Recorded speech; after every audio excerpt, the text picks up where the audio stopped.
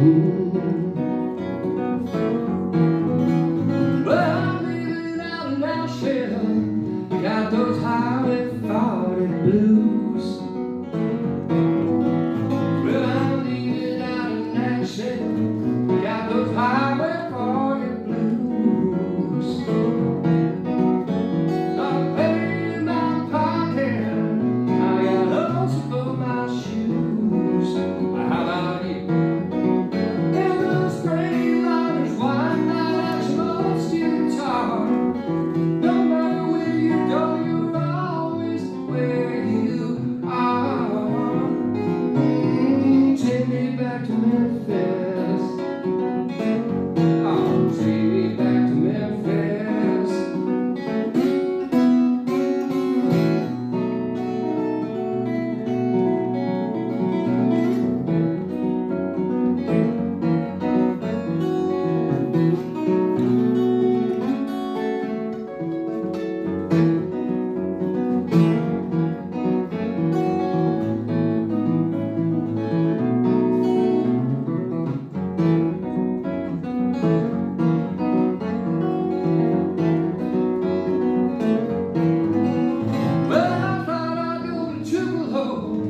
I might go to Muscle Shoals. Well, I thought I'd go to Tupelo, but I might go to Muscle Shoals. Oh, won't you take me back to Memphis, satisfy my soul. And those gray lines, white lights, most guitar. No matter where you go, you're always where you are. Take me back to Memphis. Oh, take me back to Memphis. Take me back to Memphis. Oh, that's a place for me. Oh, won't you take me back to Memphis? Oh, Memphis, Tennessee.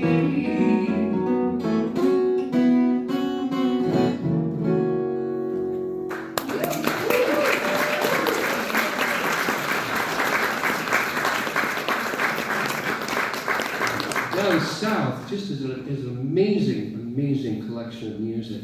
And it seems as you go from one state to the next, the style of music changes.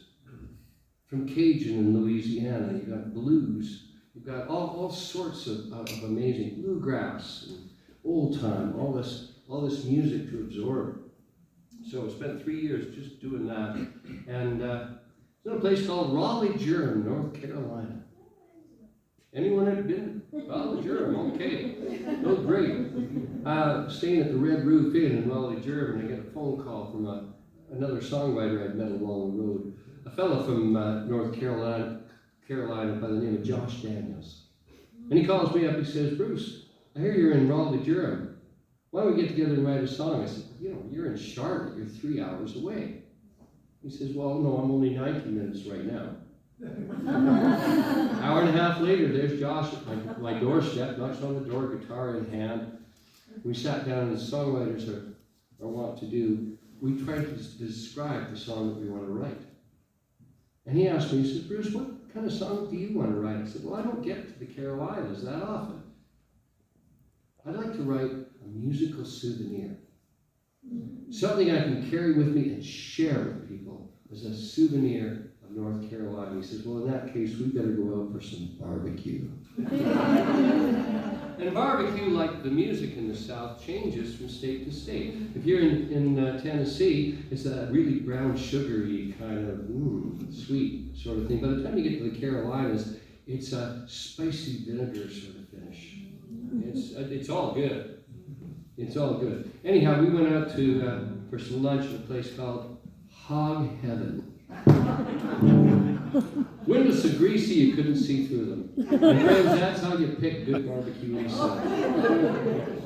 So we showed up there, and there's a little neon sign over the door. It's a picture of a pig with little wings that go. Like I said, you couldn't see through the window, so I wasn't with a certain amount of trepidation, I cracked the door open just a hair. And this woman swept across the floor. A woman of great stature, 6'3", probably 350. She could have been a linebacker for the Green Bay Packers in a previous life. But yeah, she was and very welcoming. Come on in, come on in. By this time we were joined by band members, and the four of us walked in, and we sat down. She realized from the very start, I wasn't from around those parts. See, being a typical Canadian, I talk in short clipped syllables and run all together into a long, rambling sort of sentence, right? However, in the Carolinas, folks tend to chew on their words just a bit longer.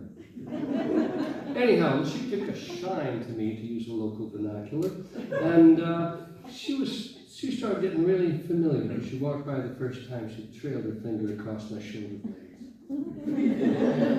Okay, next time through. Stop that! She'd ruffle up the hair in the back of my neck. Okay, pretty soon, she was tugging on my earlobes and calling me all sorts of pet names like Boo, which I've come to learn implies a certain amount of intimacy. So I started feeling a little uncomfortable. And that's when I thought, okay, let's get the bill. Well, she hands her iPhone over to my fiddle player, Nolan. Says, take our picture, plops her full weight down on my left knee. Oh, goodness. And once I saw through the veil of stars, I looked over at Nolan, who'd never opened an iPhone in his life. He stared at that thing the way a monkey looks at an alarm clock. He had no idea. And meanwhile, the cartilage in my knee was giving away. I could hear the clicking and the grinding of the tendons.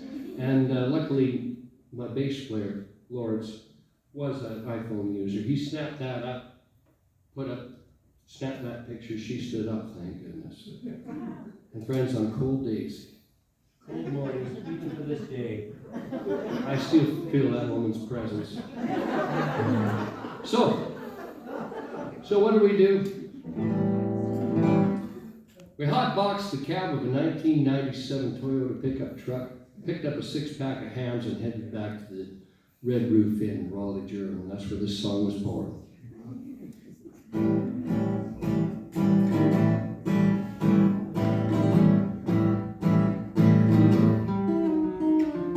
If you ever find yourself in Carolina, it's what you ought to do. Find a little shack, the smoker in the back, get yourself some barbecue. With black-eyed peas and collard greens, lima beans and Brunswick stew. Don't even ask.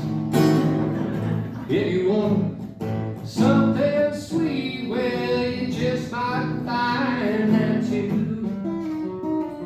I saw her from the door.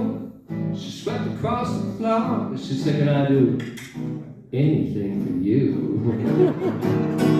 You look like you might have a big appetite. Girl, I got something for you. If you want a slice, taste of paradise, I'll see you through the afternoon. Just step into my kitchen, baby, I'll fix you a thing or two. And she said, honey, shut your mouth. There ain't no strangers in the South. You best believe that it's true. Bless your little heart, I knew right from the start I'd take a shine to you. Yes, I'll be your sugar babe, sweeten your tea, my little hush, honey, when we're through. Just step into my kitchen, baby, I'll fix you a thing or two.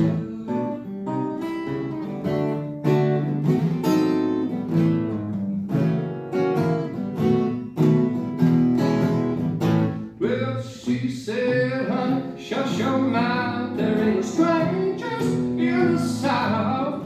You best believe that it's true. Bless your little heart, I knew right from the start I'd take a shine to you. Well, if you want a slice, taste of paradise, see through the afternoon. Just step into my kitchen, baby, I'll fix you a thing or two. Step into my kitchen, baby, I'll fix you up a thing or two.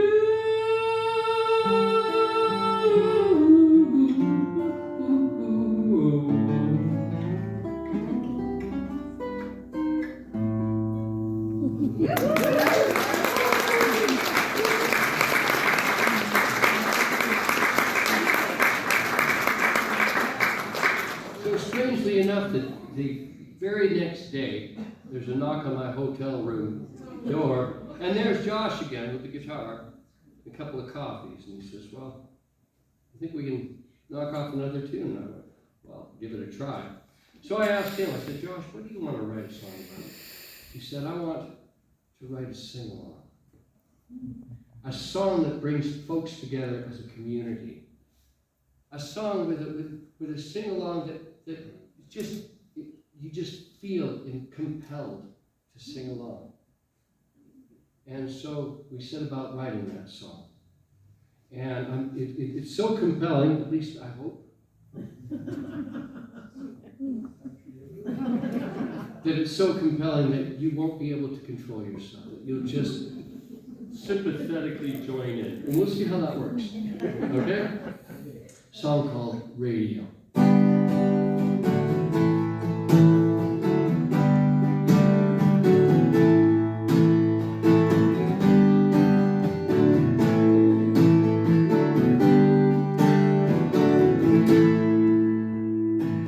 Lately it seems like you've been wasting all your time. Wish I could say something to change your mind. When you're riding on your own, ain't it sad to be alone? There's a time we all need to feel connected.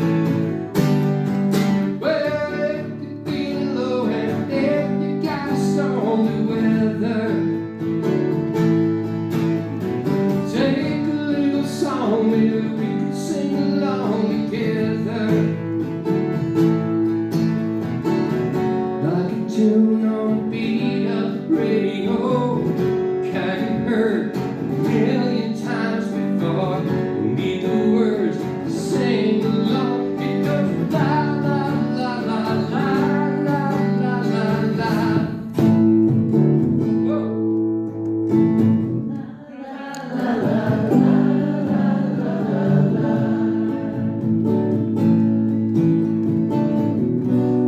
You've been stranded on the dark side of the road, broken down, such a long way to go. When your world is filled with doubt, you can't seem to work it out. There's no need for feeling so rejected.